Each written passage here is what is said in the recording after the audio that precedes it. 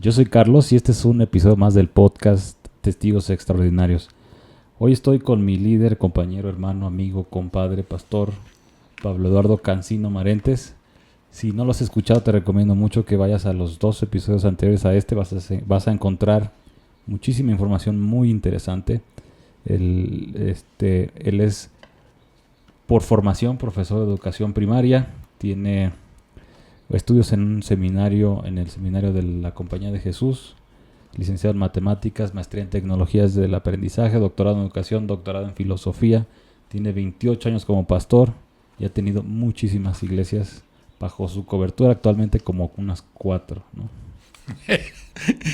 Y esperemos que llegue a ser una nada más. Como verás, no es ningún improvisado en la materia y es muy interesante siempre escuchar cualquier opinión que tenga que ver con lo eterno, espiritual, religioso, Cristo, como lo quieras entender y ver. Para mí es muy interesante siempre platicar contigo. Gracias por hacer otro episodio más. Ahora estoy solo porque como si has estado siguiendo este podcast por todo este tiempo, el origen de todo esto tiene que ver con un encuentro que tuve yo con Dios. Hace un tiempo, hace como 4 o 5 años, yo era ateo, soy politólogo, entonces por formación creo que terminé por convencerme de que Dios no existe. Y en ese contexto es que yo tuve un encuentro con Dios, se lo explico en el primer episodio y en el segundo episodio de este podcast. Te recomiendo también que los veas, creo que son una aproximación interesante a la manera que tengo y tenía de concebir el mundo. Ahora como creyente, platicamos hace un ratito, no sé hasta qué momento puedo considerarme un nuevo creyente. Hay una licencia de temporalidad más o menos. Si ya son como 5 años. No, yo creo que es un poco menos. Los discípulos que estuvieron con Jesús estuvieron un máximo de 3 años, 3 años y medio, quizá el que más haya estado, ¿sí? Y a partir de eso Jesús murió, fue llevado, fue levantado a los cielos, y ellos se quedaron, y en ese momento ellos se convirtieron en los expertos. Entonces, desde el momento en que yo me convertí, creo que tuve esa convicción de que uno tenía aproximadamente de 3 años a 3 años y medio para convertirse en el experto. Así que tú ya pasas por experto. Ya pasé, sí. Pues es que creo que sigo experimentando muchas cosas alrededor de mi fe y muchas dudas todavía, ¿no? Y a lo mejor tienen que ver con la forma en la que yo configuro mi cosmovisión, ¿no? O con la que fui capacitado para entender cómo funciona el universo. Yo creo que no eres el único. O sea, yo anduve muy del lado rojo durante algún tiempo de mi vida, antes de irme al seminario, de los aproximadamente 17 años a los 20, 21 años, estuve muy metido en cuestiones de izquierda, leyendo a los teóricos de izquierda y demás. Y creo que quienes recibimos una formación universitaria somos formados también en la duda razonable y en la crítica a todas las cuestiones. Yo no creo que sea eso un problema para la fe en sí. Creo que al contrario es una exigencia para que nuestra fe sea una fe argumentada. Sí. Y vivimos en un mundo con cada vez más información, en un mundo que cada vez es más crítico, con mayor cantidad de noticias, con mayor cantidad de decisión acerca de a qué le vamos a prestar atención y qué vamos a considerar como digno de ser creído. Entonces, para mí no me da mucho problema que alguien venga del ateísmo, será que me siento muy identificado, ¿sí? Entonces, creo que todos nosotros de una u otra forma debemos de cuestionar. Y aún creo que la Biblia nos da permiso de cuestionar, ¿sí? Entonces, cuando Job, en su último capítulo, ya en el capítulo 42, después de todas las cosas que ha estado preguntándole a Dios y que ya desde el 39 Dios le dice, ahora cíñete como varón tus lomos, ahora yo te preguntaré y tú me vas a contestar, ¿no? O sea, Dios diciéndole eso a Job, ¿sí? O sea, tantas veces a lo largo del libro tú me preguntaste a mí, ahora yo te voy a preguntar a ti. Y creo que ese es un diálogo interesante entre alguien que necesita creer y un Dios que no quiere que te lo creas simplemente porque alguien te lo dijo.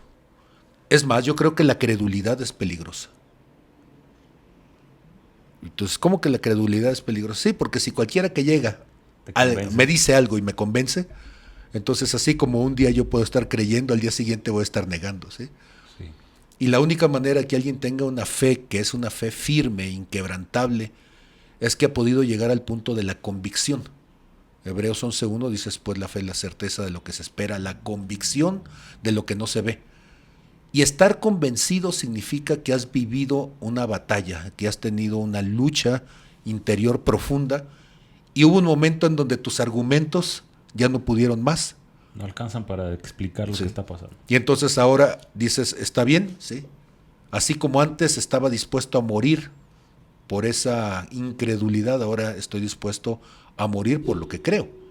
¿Sí? Y por eso yo decía que la gente de fe que más conozco, curiosamente, es gente de ciencia, porque es gente que ha dedicado toda su vida a demostrar algo y cuando lo logra entender y logra demostrarlo, o sea, va a morir con la convicción de que eso así es. Y por eso siempre digo que el problema de la incredulidad es un problema que está en medio de la campana de Gauss. ¿Sí? La gente que conoce muy poquito, conoce tan poquito que todo le parece extraordinario y cree. La gente que está del otro lado conoce tanto y a pesar de que conoce tanto, de todos modos todo le parece tan extraordinario que cree. El problema es la campana en medio, ¿sí? Con un montón de ignorancias y de supuesto conocimiento. ¿Sí? Y entonces creer es el resultado de no haber creído, nadie nace creyendo. Creer es el resultado de haber sido convencido, o sea, vencido con, ¿sí?, un argumento, una evidencia, un algo que se vuelve tan fuerte que cambia completamente tu estructura. Así que creo que vas bien. Sí. Espero que así sea, porque una de las cosas que me llegó a cuestionar es si este tipo de dudas pueden de alguna manera ofender a Dios. ¿Puedo yo estar molestando a Dios con mi cuestionamiento? Tú no has tenido hijos todavía, ya viene en camino por ahí alguien. Pero los que hemos tenido hijos es como decir que yo me ofendiera porque alguna de mis hijas cuando tenían 3 o 4 años se la pasaban preguntándome ¿por qué esto? ¿Por qué lo otro? ¿Sí? Y que cuando yo les contestaba algo y decían ¿y por qué? Y les contestaba otra cosa y decían ¿y por qué? Y nunca los podías callar con ese por qué, porque ese por qué se volvió una duda interminable, ¿sí? Pero los papás no nos ofendemos por eso. Al contrario, los papás nos divierte, ¿sí? Y que tú... Bueno, te lo explico otra vez. Pues sí, te lo explico otra vez y se convierte en un reto. Te lo puedo explicar de 1000 formas distintas. Quizá en una de esas logres captar algo y digas, ya te entendí. Y puede ser que lo que captes sea tan simple, pero para ti fue suficiente. O puede ser tan profundo, ¿sí? Lo importante es esto, que tendríamos que pensar en esto. A ver, ¿tú le darías el vehículo más poderoso a alguien sin el deseo de que lo usara? No. ¿Tú le darías a alguien la fuerza mayor para que tampoco la usara? Bueno, yo sé, estoy hablando de tonterías, pero ¿qué tal un cerebro? O sea, ¿tú le darías el cerebro más desarrollado de toda la creación a alguien para que no lo usara? La pregunta es el máximo ejercicio humano de la búsqueda del conocimiento. Y entonces preguntar significa que estoy usando lo que me diste. Significa que reconozco mi ignorancia. Y que entiendo que debe de haber algo que supla esa ignorancia. Y entonces la gente no tiene la libertad de preguntar de Dios porque la religión nos castró. La religión nos cayó la boca, la religión nos volvió dogmáticos, y dogmático significa que te lo tienes que creer a fuerzas, que te tienes que callar la pregunta, que tienes que fingir que todo está bien cuando en el fondo no está bien, ¿sí? Y entonces creo yo que una fe madura es una fe que se construye a base de preguntas, ¿sí? Se forja como las espadas, no a golpes, y que le estás calentando y le estás templando cada vez más. Entonces, Desde que el ser humano en Génesis sale del Edén, nace en ignorancia. Y la única alternativa para salir de la ignorancia es la pregunta constante. Entonces una persona de fe todos los días le pregunta a Dios. Jeremías 33:3 dice, clama a mí y yo te responderé y te mostraré cosas grandes, profundas que tú no conoces. Lo que Dios está diciendo es, pregúntame, así como dirá el Derbez. Entonces, pregúntame, ¿sí? Y dice uno, ¿y Dios se ofenderá? No, a Dios le divierte, ¿sí? Le divierte nuestra ignorancia, le divierte nuestra inquietud, le divierte nuestra limitación y se emociona cuando de repente entiendes cosas que tú dices, ¡ah! Entonces tú eres mi padre. Y dice, bueno, por fin creo que la millonésima vez captaste la idea, ¿sí? Sí, porque como lo dijiste, esos miedos que tengo son producto de la última relación que he tenido con gente de fe. Uh-huh. Que yo me he expresado de formas que consideran inapropiadas para un creyente. Entonces, por ejemplo, dije yo alguna vez que contribuí a la salvación de una persona. Y este pastor me dijo, no, eso solo Dios. Y debiste haber dicho, y ahí me echó todo un sermón sobre cómo yo no debo de apropiarme de cosas que solamente hace Dios, ¿no? Y yo dije, bueno, lo único que dije fue, lo que pasó fue que lo expresé mal, ¿no? Yo no creo que yo tenga la capacidad de salvar a una persona, pero creo que llevé el mensaje de Cristo a alguien que no creía y ahora cree, pero no usé el lenguaje apropiado. Entonces, muchas veces dije, bueno, es la forma en la que lo digo y eso tiene la capacidad de molestar, de ofender a Dios. ¿Sí? Pues yo creo que más bien a la persona, ¿no? En el griego la palabra es sumergos, significa el que trabaja junto con otro. Ergo es trabajo, sum es junto, sumergo, pues que trabajamos juntos. Si lo dices en latín sería colaborar, ¿sí? Y colaborar otra vez es labora, es trabajo, y co es junto. Y entonces tú dices, bueno, si yo estoy colaborando contigo, si estoy trabajando contigo y tú me dices, vamos a llevar la mesa, ¿ya? Y tú le agarras de un lado y sí, el otro es el que manda y da la ruta de dónde debemos de llevar la mesa. Pero pues, yo le agarré la pata, ¿no? y de alguna manera colaborar es eso. Yo creo que no ofendemos a Dios, ofendemos la religiosidad de gente, ¿sí? Sí. Cuando yo me convertí, no digo que era un dechado en el lenguaje, aunque trataba de ser muy purista, pero inmediatamente convertido tuve la oportunidad de ir a una colonia donde había gente de formación cultural escolar baja y alguien se acaba de convertir al cristianismo y estaba predicándole a otros que estaban allí, literalmente a puras de menta, ¿sí? Y a veces es muy efectivo, ¿eh? Ellos estaban llorando. Sí. Y el Espíritu Santo llegó sobre ellos y ellos estaban llorando, ¿sí? Moqueando, ¿sí? Y este cuate estaba a puros carajos, carambas y tiznados, ¿sí? Y llorando también y reprendiendo al diablo. A puras mentadas. Ahora, alguien dirá, sí, pero es que no te debes de quedar así. Mira, Dios te agarra de donde vienes, ¿sí? Y con lo que traes. Y con lo que traes. A Dios no le importa de dónde vienes, a Dios le importa hacia dónde vas. Y no se asusta. Y no se asusta, ¿sí? ¿Por qué? Pues que ¿quién más que Dios conoce exactamente de dónde venimos y dónde estamos? Ahora yo sé que por prudencia, yo como ministro debo de procurar ser prudente en mis palabras, tratar de ser lo más diplomático, etcétera, etcétera, etcétera. Pero en el contexto donde vas, la gente así te habla.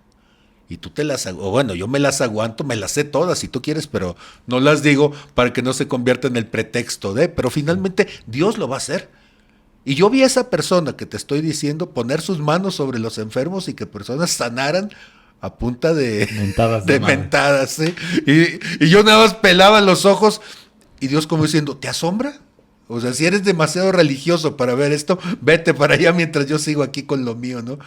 Porque Dios estaba obrando salvación, eternidad, cambio, transformación. Dios los estaba sacando de pandillerismo, de las drogas, ¿sí? De la violencia. Y yo estaba más preocupado por un asunto de lenguaje, ¿no? Y a veces así somos. ¿sí? Nuestro purismo no nos permite ver lo eterno, nos quedamos atrapados en la temporalidad. ¿Sí? Un tema bien complicado para mí ha sido en esta línea. Sígueme imaginando como un nuevo creyente. Pero me, me quiero seguir tomando esa licencia porque a lo mejor escandalizaría a muchos, pero a mí me dices tienes que amar a Dios y a mí me cuesta mucho trabajo pensar en eso porque todo lo traslado a mi experiencia humana, en mi relación con los demás y con la gente que amo. Y me cuesta mucho trabajo pensar en que yo amo a Dios. Y no sé cómo eso vaya o tenga que evolucionar para que yo en algún momento pueda decir que amo a Dios. Es bien complicado porque en el contexto cultural donde estamos nosotros, a las mujeres les es muy fácil ver a Dios como pareja. Entonces, en todos estos años de pastoreo, las mujeres se pueden imaginar, y mi esposa me lo ha dicho muchas veces, para ella no es problema decir a Jesús mi amado, mi amor, mi cielo, mi lo que quiera, ¿sí? Y tienen una visión romántica de su relación con Dios. Pero en nuestro contexto, todas esas palabras dichas desde un hombre causan un choque, y seguramente debe ser muy cultural, pero finalmente es un choque. Entonces, si yo crecí en una sociedad heterosexual, decirle a Jesús que Él es mi amado, siendo honesto, me conflictúa. No me puedo imaginar en mi relación de hombre teniendo una relación profundamente afectiva, ¿sí? En los términos románticos de lo que el amor signifique con Jesús. No sé si esto va a escandalizar a alguien teológicamente, pero la verdad es que me cuesta. Fui formado de esa manera y no puedo verlo distinto. Entonces, pero me es muy fácil ver a Jesús como amigo. Porque esa relación de amistad entre hombres, sí he tenido la oportunidad, la bendición de tener amigos profundamente cercanos, a los cuales no sé entre cuates cómo se use acá de este lado de la República, pero pues a veces uno al amigo ni siquiera le dices te amo, o sea, pues simplemente Un abrazo o... pues es un abrazo, es el cuate, es el amigo de confidencias en su momento, el amigo de parrandas, yo no sé, pero es la persona con la que tú te imaginas que puede llegar hasta el fin del mundo y dar la vida por el otro que te habla a media madrugada porque se le ponchó una llanta a media carretera y vas a sacarlo de eso, o en algún momento en las que andaba, pues vas a sacarlo de la cárcel porque lo agarraron en el Torito o alguna cosa así, ¿no? Entonces, el asunto no es la palabra, el término, porque siendo también muy estrictos en asunto del lenguaje, ¿qué dice una palabra? Una palabra no dice lo que la actitud dice. Nuestras palabras son insuficientes para mostrar lo que nuestras emociones esconden detrás de ellas. La pregunta sería, así como tú eres alguien dispuesto a hacer casi cualquier cosa por un amigo, ¿qué estás dispuesto a hacer por Jesús? Creo que eso pone las cosas en otros términos, ¿sí? Porque yo recuerdo que por algún amigo alguna vez decidí salir y pelearme, aunque no soy mucho de pleito. Y por un amigo estuve dispuesto a quedarme sin comer para darle a mi amigo lo que traía porque necesitaba comprar alguna cosa. Por mi amigo estuve dispuesto a meterme en problemas. Por un amigo estás dispuesto a un montón de cosas. Y cuando yo pienso las cosas que yo he hecho por esa amistad con Cristo, me doy cuenta de que es la amistad más profunda que tengo. Porque por la amistad con Él dejé muchos otros amigos. Por la amistad con Él cambié de lugares de vivir, de poblaciones, me fui de un lado para otro, me quedé sin trabajo, regalé lo que tenía, estuve dispuesto a meter a mi casa gente que de otra forma no lo hubiera dejado meter, o sea, medio me enloquecí para mi familia, me dijeron que mi vida era un desperdicio porque dejé mi carrera como matemático, dejé todo lo que estaba haciendo en su momento, ¿sí? Y entonces yo al ver todas estas cosas, el fruto de esa relación, yo puedo decir, pues sí, yo creo que sí, sí debo de querer mucho, sí debo de amar, si ese es el término o el que sea, pero es tan importante para mí que puedo pensar en dejar cualquier otra cosa, pero no me puedo imaginar sin él, ¿sí? Puedo atreverme a decir que la medicina, si es que la hay, para que una persona de mi espectro se mantenga más o menos normal, pues es la relación con él.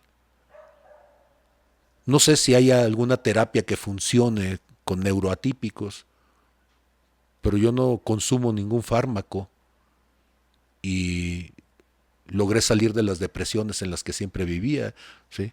Logré superar el suicidio, logré superar la agresión, el deseo violento, logré superar la apatía, logré superar pues aún el autismo y volverlo funcional, ¿sí?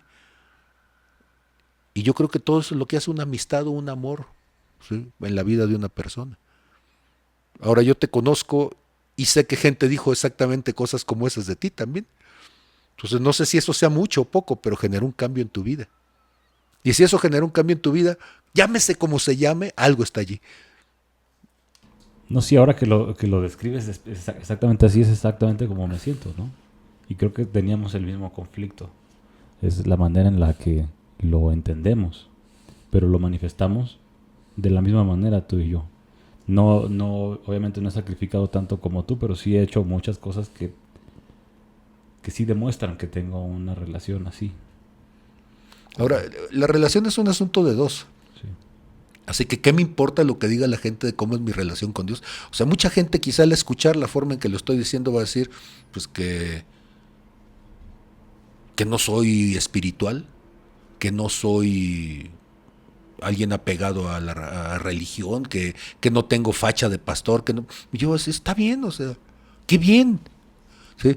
O sea, de Jesús decían que era enviado de Belcebú, siendo el hijo de Dios, ni siquiera podían concebir que fuera alguien espiritual porque se sentaba como publicanos, con borrachos, atendía y platicaba con prostitutas. O sea, nadie hubiera creído de los fariseos que él era la clave de la salvación. Así que me tiene sin cuidado lo que pienses, ¿sí? Estando en paz con Jesús, aunque se enojen los angelitos, pues ese es problema de ellos, ¿eh? Fíjate que otro punto muy conflictuante, ahora como me los estás desentrañando, no son tan conflictuantes como yo los entendía, ¿no?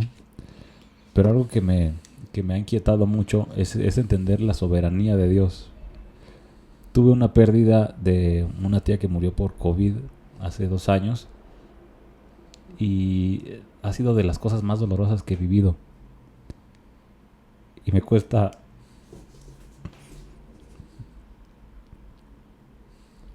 todavía.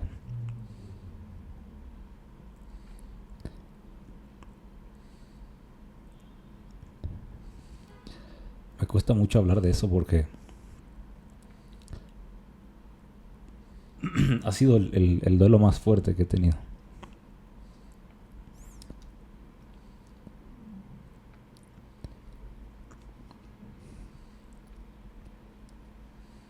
Y mi conflicto está en que yo nunca había orado tanto como para pedir por su salud.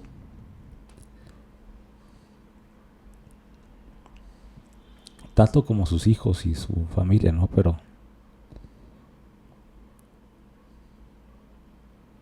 entender que Dios es soberano, no, y que nuestra intervención siempre va a ser limitada por lo que él pueda, lo que él pueda decidir o por el propósito que sea para nosotros o para ella. Es complicado y es muy conflictivo pensar que tanto si se hubiera salvado como si no, Dios siempre queda bien.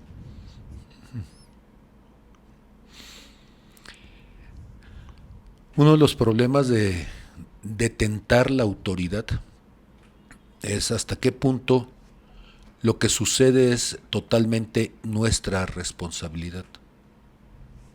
O sea, quizá el ejemplo que voy a poner es muy tonto y es abismal la diferencia, pero si pensáramos en un país, ¿hasta dónde lo que sucede en un país de 120 millones de habitantes es culpa del presidente. Sin embargo, todos los días tú puedes ver noticias de que si algo no sucede adecuadamente, vamos a pensar que es culpa de alguien en particular, del que se supone que tiene la autoridad. Ya sé que el ejemplo es muy malo, pero en un país tan chiquito como el de Génesis capítulo 3, donde tienes un hombre, una mujer, una serpiente y a Dios, basta con que en ese país tan chiquito alguno de ellos decida hacer algo equivocado, y entonces eso genera un conflicto que termina sacando al ser humano del huerto de Edén. Y uno pensaría, bueno, ¿y por qué Dios, siendo bueno, no hizo esto o no hizo aquello? ¿Por qué, si Dios tiene la autoridad, por qué no limitó que cosas sucedieran? ¿Por qué Dios, que es todopoderoso, pues no pudo impedir? Finalmente, si somos honestos, a Dios lo convertimos en el gran culpable del universo. Una vez yo le estaba platicando a la gente y les estaba diciendo, bueno, es que cuando yo me muere, y alguien dijo, no, hermano, no diga eso. Digo, ¿qué cosa? Que se va a morir. Y le digo, ¿usted no se va a morir? Dice, no, bueno, pues yo creo que sí. Bueno, pues yo también. O sea, me voy a morir de alguna cosa. Ahora, no sé si cuando uno llega con Dios hay un catálogo, así como cuando llegas al restaurante donde te dicen a ver qué tipo de muerte y a qué precio y de cómo. Digo, pues, yo sé que me voy a morir. Y sé que cuando yo me muera, habrá gente que va a descansar y va a decir, por fin se fue el tipo. Y habrá gente que va a decir, Señor, ¿por qué te lo llevaste? ¿Sí? Habré cumplido un ciclo. Y la vida implica ciclos. Y de las cosas más difíciles de entender en el ser humano es cómo hay ciclos que comienzan y terminan, y los ciclos son asíncronos. No empiezan todos al mismo tiempo. Entonces, mi padre empezó mucho antes que yo. Él empezó en el año 37 y cuando yo tenía 25 años, él por condiciones de salud se murió. Y siempre me quedé durante ese tiempo con la inquietud, Señor, ¿por qué no sucedió algo diferente? ¿Por qué no se pudo hacer más? Porque nosotros quisiéramos que todo nuestro ciclo estuviera el otro. Pero, ¿cuánto tiempo se necesita para que una persona tenga su ciclo completo? Una de mis sobrinas, Michelle, mi hermana estaba embarazada al mismo tiempo que mi esposa. Y un día ella va a la playa, una de las olas la golpea, algo así, se le rompe la fuente. Era un domingo, se vienen de urgencia a Tepic, pasa ella la noche en el hospital, bueno, no en un hospital, en un sanatorio. Un médico amigo de la familia, muy cercano, muy querido, un profesional, estuvo con ella. Dado que ella estaba naciendo antes de tiempo, nació con los pulmones plegados, no los pudo desplegar, no había el medicamento en Tepic, estaba hasta Guadalajara, nosotros vivimos en Tepic, que es algo así como de la orilla del mundo a lo que sigue, y entonces no había medicamento, y tristemente ella estuvo 12 horas con vida y murió, en la tarde murió. Al recibir la noticia de que la niña había muerto, mi esposa se impresionó tanto, ¿sí? Y entonces, al día siguiente, nosotros estábamos enterrando a Michelle. Mi esposa estaba conmocionada durante el sepelio. Empezó a tener dolores de parto. Fuimos en la noche al mismo sanatorio con nuestro mismo amigo médico. Nació en el mismo hospital y nació también mi hija con insuficiencia respiratoria. Todas las cosas que acabábamos de vivir un día antes las estábamos volviendo a repetir allí. Y era espantoso. La única diferencia es que el medicamento que habíamos mandado pedir para Michelle y que no había alcanzado a llegar, tenía unas horas que acababa de llegar a Tepic, y ese medicamento se lo inyectaron a mi hija. Se desplegaron sus pulmones y mi hija pudo vivir. Estuvo 2 semanas en el área de terapia intensiva infantil y sobrevivió. Y siempre tiene uno esa duda de decir, bueno, Señor, ¿por qué unos sí y otros no? ¿Por qué unos viven 12 horas y no le hicieron daño a nadie y se murieron? ¿Y por qué otros viven años y años y estafan, roban, asesinan y viven? ¿Sí?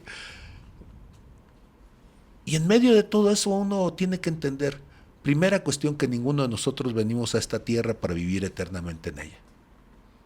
Todos llegamos y así como llegamos, nos iremos. Polvo somos y en polvo nos convertiremos. Todos venimos a cumplir un propósito y a tener una oportunidad de vida. ¿Sí? Y yo siempre tomo ese ejemplo de Michelle, porque Michelle, con 12 horas de nacida, le salvó la vida a mi hija. Mi hermana, por supuesto, que lloró la muerte de su hija y adoptó a mi hija como propia, ¿sí? Y la ha visto como hija, ¿sí? Sé que Dios escribe derecho en renglones torcidos, ¿sí? Pero que cada vez que Dios hace cosas nosotros no lo entendemos, ¿sí? Y que seguramente muchas de estas cosas, por más que teologicemos en ellas, seguirán incomprensibles. Pero lo cierto es que somos criaturas de paso, somos extranjeros y peregrinos en esta tierra.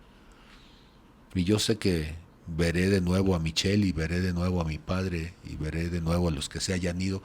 Y cuando yo me vaya, los que vengan detrás de mí me verán, ¿sí? Porque esa es la fe de los que estamos. Y entonces estas despedidas incómodas y estas preguntas inconclusas, de una u otra manera, a mí cuando menos me llevan a la postura de que tengo un para qué creer en lo eterno.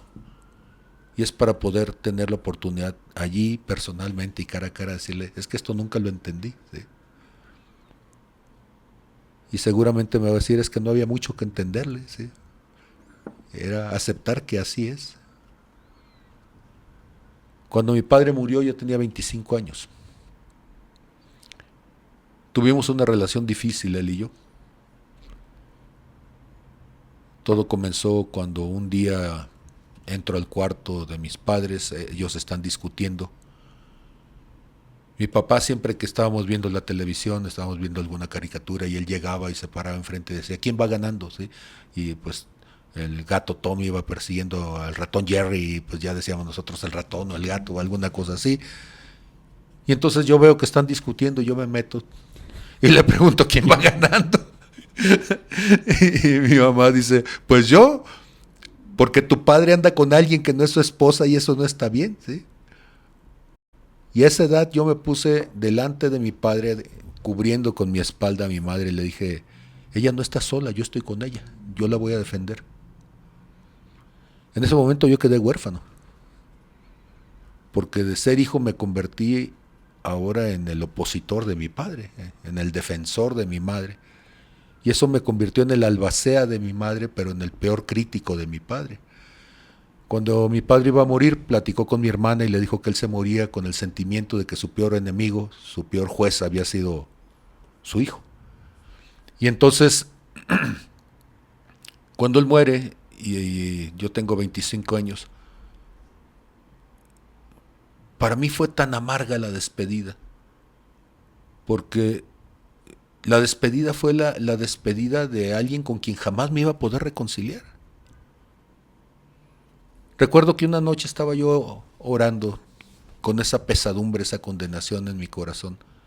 Y yo le empecé a decir a Dios que yo no podía caminar con eso, yo no podía vivir con eso, era mucha amargura, era mucho dolor. Y Él simplemente me hizo sentir, habla con Él como que está aquí. Yo cerré mis ojos, será imaginación, será lo que sea, pero yo pude ¿Lo viste? tenerlo cara a cara. Y pude decirle todo lo que lo sentía, ¿sí? Todo lo que nos había separado, todo lo que había causado vacío en mi corazón. Y pude abrazarlo y pude despedirme y pude... ¿sí? Y ese día se quitó el rencor de mi corazón, ese día se quitó la soledad, se quitó el vacío, se quitó todo. O sea, ese día pude cerrar el ciclo. Él se había muerto y yo tenía un ciclo abierto y ahora allí en ese momento, a solas físicamente, pero en esa comunión espiritual, yo pude cerrar el ciclo. Pude llorar, pude sonreír al final, pude despedirme, ¿sí? Y pude quedar en paz. Y eso me permitió vivir el resto de mi vida, ¿sí? Entonces yo creo que a veces no nos damos cuenta que lo espiritual es más real que lo natural.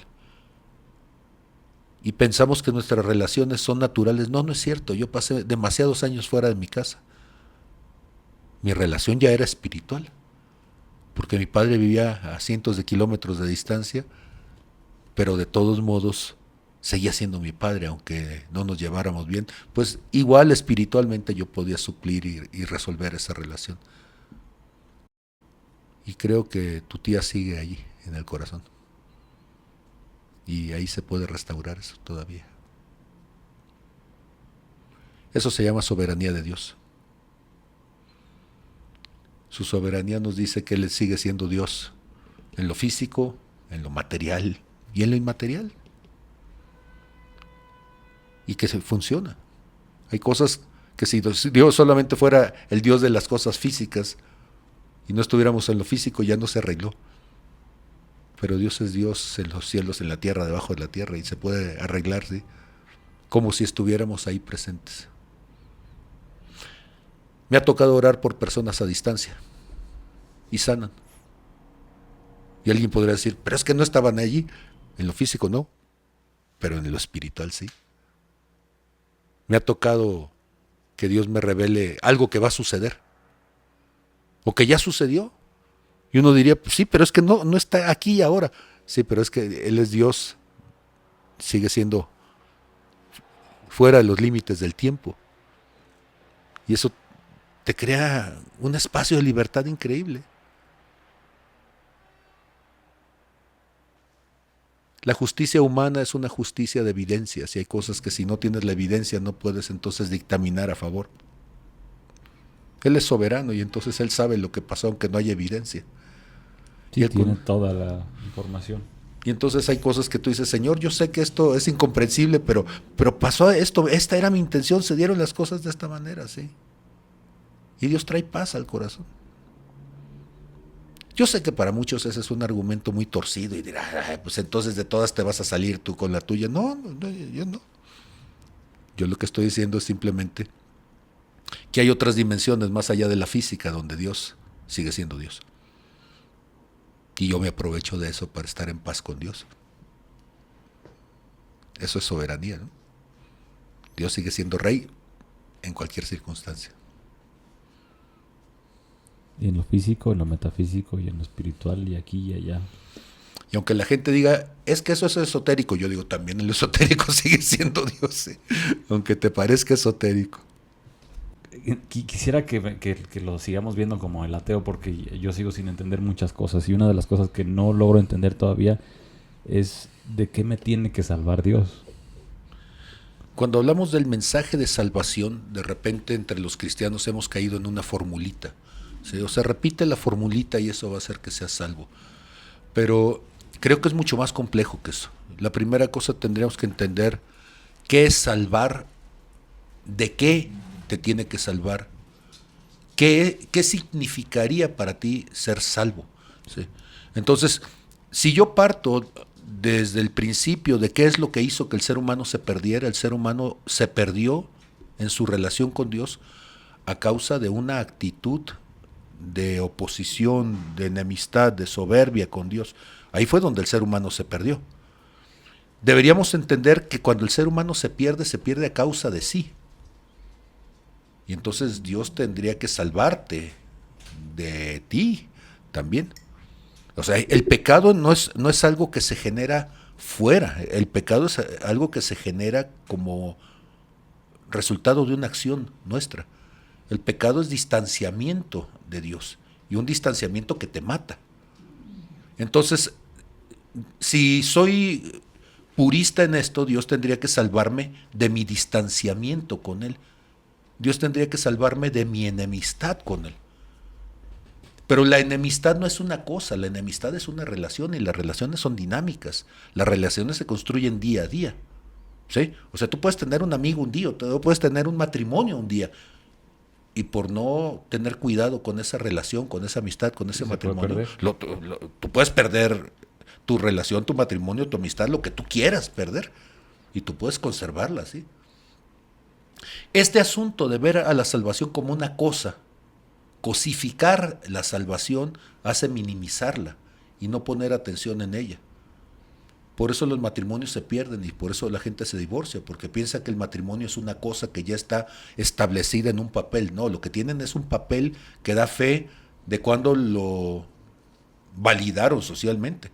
Pero el papel no hace nada, el papel lo guardas en la maleta, lo metes en acrílico para que no le pase nada y puedan durar 2000 años, pero al día siguiente tú le escupes en la cara al otro o tú haces cualquier barbaridad y la relación se termina.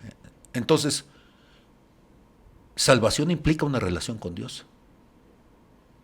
Salvación implica que tú quieres pasar un día, 2, 3, un año, toda tu vida, toda la eternidad en una relación con Dios. Y eso no lo hace una oracioncita, eso lo hace una vida de cercanía, de comunión, de relación con el otro. ¿Sí me estoy explicando? Sí, sí, sí. Y entonces tú dices, es que tú eres salvo. Sí, ¿qué significa eso? Que tú has logrado romper ese distanciamiento y ahora ves tu vida en relación al otro. Te ves como un amigo de Dios, te ves como un hijo de Dios, te ves con alguien con un estilo de vida tal que lo que antes para ti era una forma común de vivir tomando decisiones en contra de lo que él podría haber establecido, ¿sí? Como principios de vida, pues ahora dices, no, por esta relación yo quiero cambiar, quiero hacerlo diferente.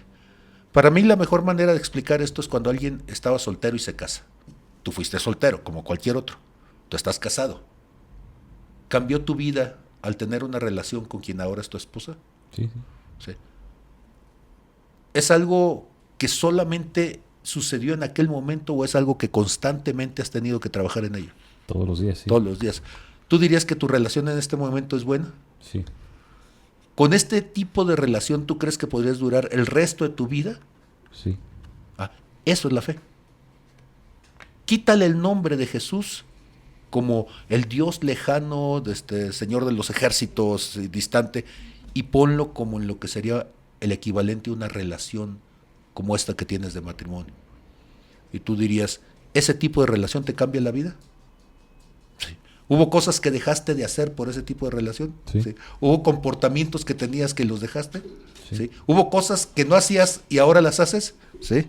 ¿Tener perros que no tenías? Sí. Bueno, pues todo eso viene como parte de la relación. ¿Hay un fruto de esa relación? Sí. Antes de esa relación no tenías quizá propiedades, quizá no te interesaba tener propiedades, no tenías una mascota, no tenías un montón de cosas. Esa relación te cambió tu forma de ver la vida. Y a esa relación le dices, estoy casado. Sin que eso signifique para muchos nada, pero para ti significa un todo. Esa es la salvación. Tú dices, estoy casado con Dios. Tengo una relación con Dios. Tengo una relación y no es una relación superficial, como un matrimonio no es una relación superficial. ¿Sería posible que yo dijera que tu matrimonio es la relación más importante que tienes con un ser humano en este momento? Sí. Sí. Pues entonces tu fe, tu salvación es la relación más importante que tienes con un ser existente, aún más a veces que con la esposa, ¿sí? Estás casado con Dios. Eso significa. Quitándole el esquema de la religiosidad, yo le diría entonces a alguien, bueno, tú quieres tener una relación con Dios, cásate con Dios. Y cuando tú te casas con alguien, pues tú tratas de tener cosas en común, de pasar tiempo en común, de tener actividades en común, intereses en común, y aun cuando discutes, puedes discutir y luego te arreglas y dices, sí, pero nuestra relación va más allá que la discusión, ¿sí? Igual que en el matrimonio no es una relación de obediencia, sino de complementación mutua. ¿Sí? Hay cosas donde mi esposa me las pide y yo las hago, no porque me mande, sino porque yo quiero agradarla. Pero también si yo le pido cosas a ella lo hace por mí. Me puedo imaginar casi sin ninguna otra persona en el mundo, pero pues tengo 3 días que no la veo y me falta un pedazo de mi corazón, ¿sí? Porque eso es así. Entonces tú dices, ¿y cuánto tiempo se necesita de esto? No, ¿tú amabas a tu esposa desde el primer día de casados? Sí, ¿Sí? ¿Tú la amabas antes de casarte? ¿Sí? sí. Dices, pues es que no importa, o sea, yo no sé en qué momento dije la oracioncita o en qué momento firmé, pero hubo un momento en que yo me enamoré de ella y eso no ha cambiado. Después nos casamos, hicimos planes, tuvimos hijos y han pasado años, ¿sí? Pero mi corazón sigue siendo de ella y mi vida no la puedo ver sin ella. Ah, pues con Dios es más todavía.